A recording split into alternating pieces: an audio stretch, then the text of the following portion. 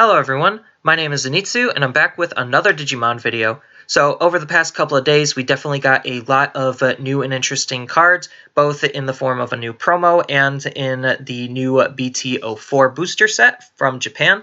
And I'm definitely really liking what BT4 is doing so far, so let's just dive right in. Starting off with the new promo card, we have Patamon's Confession. So this is a zero-cost yellow option card, and it has a pretty interesting main ability where if you have a TK in play, you get to place one of your Patamon from the field to the bottom of the security stack, and then you get to trash all of the Digivolution sources if that Digimon had any. We haven't really seen this type of recovery ability before. Like, we've only seen this once before in the form of omnimon, where it has a nice on-deletion ability that basically puts itself into the security. So having alternate ways for yellow to basically gain security and recover is definitely really interesting, and I definitely really like the direction that that type of strategy can develop. So I definitely think that even though this option card might not see that much play, I think it's still a very good and interesting option card for the game nonetheless because of the design space it is exploring with. Next, onto cards that are in BT4, we have Maycrackmon. So Maycrackmon is a level 5 yellow Digimon, stats nothing too special to talk about, but it does have a really powerful ability where during the opponent's turn, if we have 3 or less security, then all of our security Digimon get plus 4000 DP.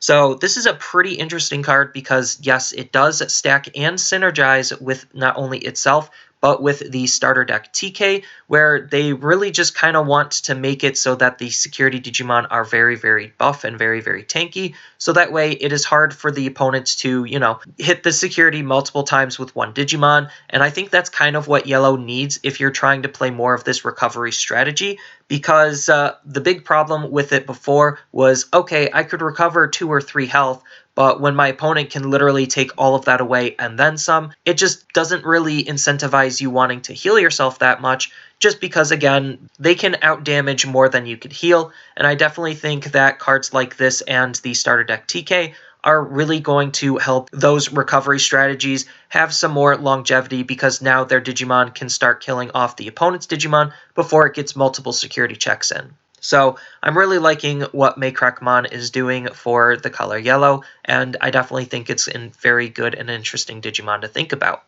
Next, we have Flamemon. So Flamemon is a red level 3 hybrid type Digimon, which, again, they're starting to play around with typings a little bit more.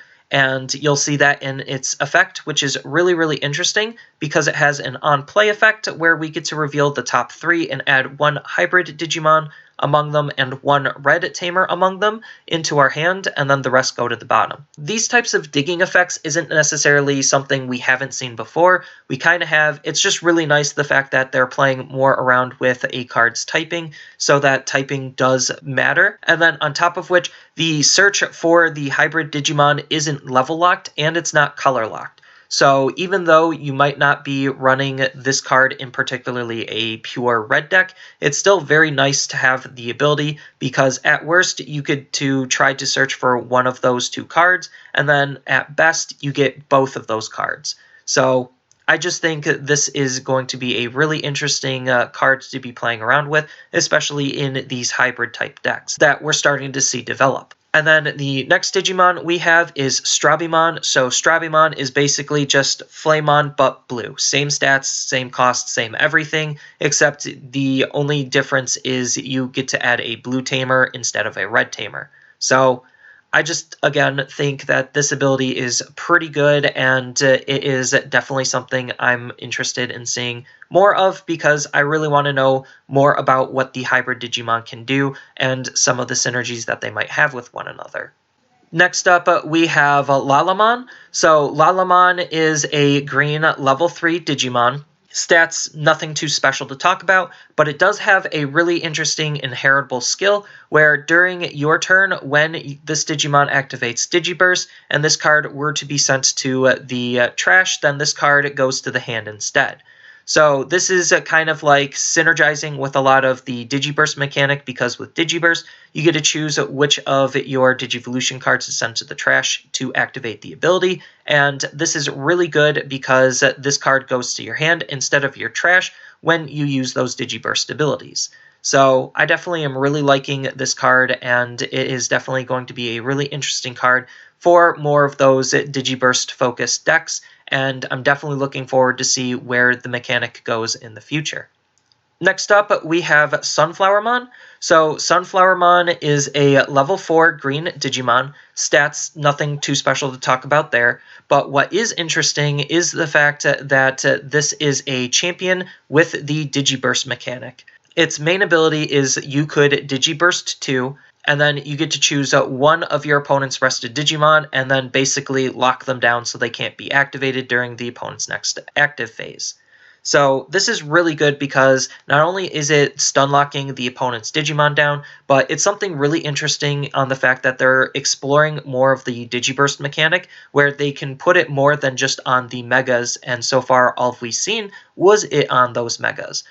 So this mechanic is definitely looking like it's going to be explored upon in all of the different stages, and they could do some really interesting things because of the Digiburst mechanic, and I'm really excited to see, again, more of where this mechanic is going, because right now this kind of just synergizes, again, with the Lalamon that we just saw, where the whole idea is you'd probably Digivolve this on top of Lalamon, and then you use its Digiburst mechanic to stun lock the opponent's Digimon down, and add Lalamon back into your hand, so that way you have a rookie in hand to use to start Digivolving up into again.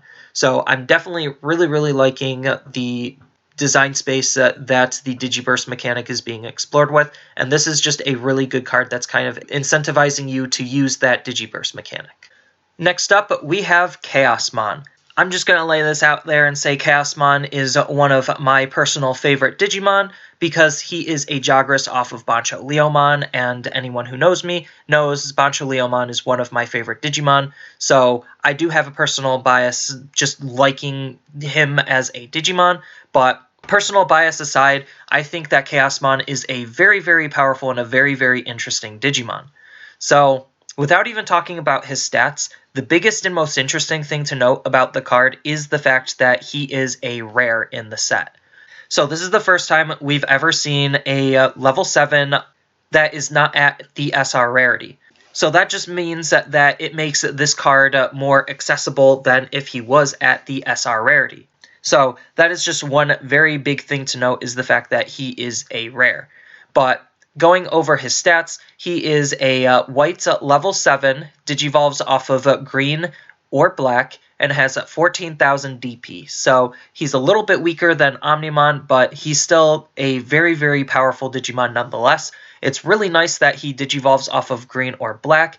Obviously, we already know that black has already access to a whole bunch of level 7s, so sure, this is just another one that could go into that toolbox. But the big thing to know is that he could Digivolve off of green, and green doesn't really have any level 7s. So it's nice that green is finally getting like a true level 7 that they can start to utilize. But the interesting thing is the fact that he has two pretty decent abilities. So his first ability is he just has piercing innately. So this is pretty good because obviously it's a big part of what green has been doing, where it attacks into the opponent's Digimon to deal them damage with the piercing ability. So it definitely looks like he is taking that aspect from green. And then on top of that, he even has a really nice when evolving ability, where you can make this Digimon active, and then after that, this Digimon can attack your opponent's Digimon, even if that Digimon is active. So being able to attack into active Digimon is just something very powerful, and the only card we've really seen been able to do that before is Rust Tyrannomon, but Rust Tyrannomon didn't innately have piercing, so you had to play Taiga to make him have piercing and to turn the rest of his abilities online, which that's a little bit on the slow side to set up, and is also a little bit clunky because if you don't see Taiga with Rust Tyrannomon out, then Rust Tyrannomon really doesn't do a whole lot. And vice versa, where if you see Taiga but no Rust Tyrannomon, then Taiga as a tamer doesn't really do a lot. So having both of those kinds of effects all in one card is very, very nice. Yes, I do understand that it is a when evolving ability, but just when evolving, making him active is still a very good ability. And then if you just happen to have enough memory to really use this ability to attack into the opponent's Digimon, then that's just a really good form of removal because, again, not only is it going to be killing most of the opponent's Digimon, because they're just naturally not going to be as strong as Chaosmon, but you're also dealing security damage in the meantime. And then after all that, you're still left with a very powerful Digimon with the piercing ability.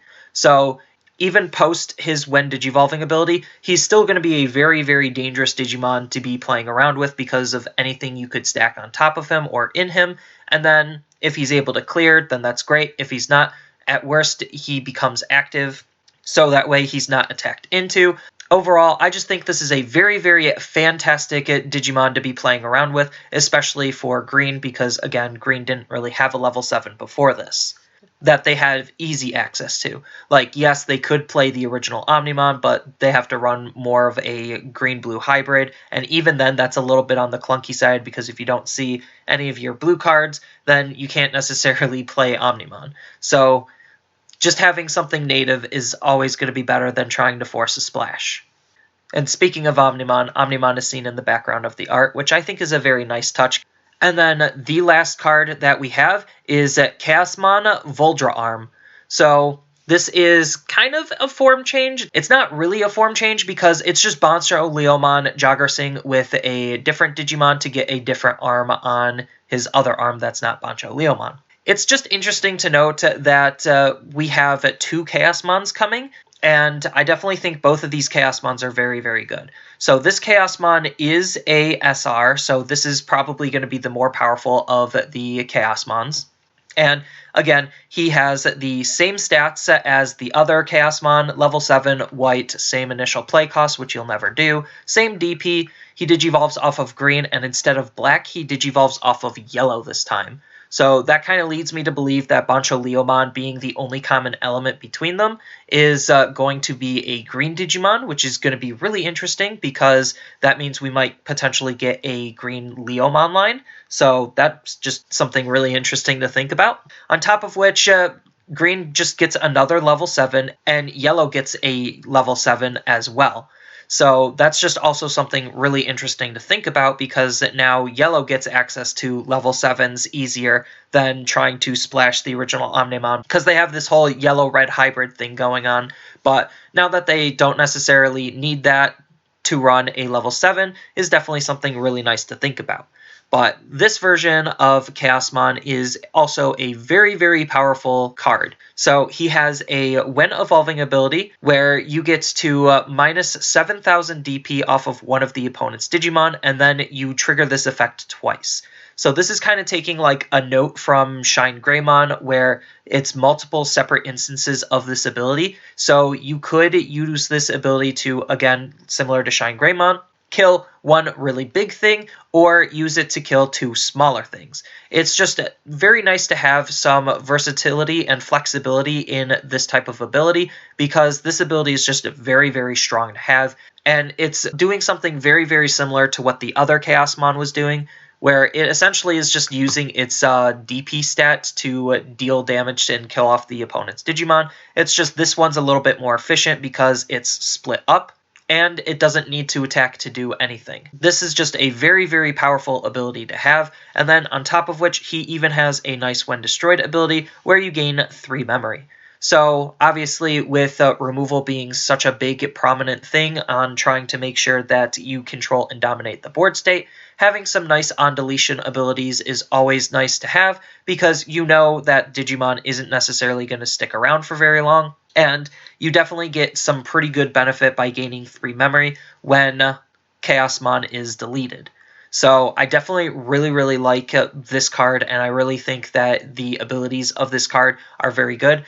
And potentially, if this card has any good inheritables stacked in him, then he could be an absolute monster to deal with, considering green and yellow have both some very, very powerful and interesting cards that they could stack into him. So I think this card is just fantastic overall. I think the rare version is very good, and personal bias aside, I just really enjoying the fact that we have cards that aren't necessarily power creeping the cards we currently have out of the game, but are still very powerful and very impactful enough to want to make new decks and do more experimentation with.